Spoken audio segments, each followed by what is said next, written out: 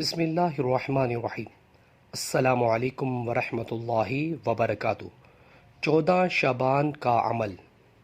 شعبان المعظم کی 14 تاریخ کو بعد نماز عصر 40 مرتبہ یہ کلمات پڑھیں: لا حول ولا قوت الا باللہ العلی العظیم۔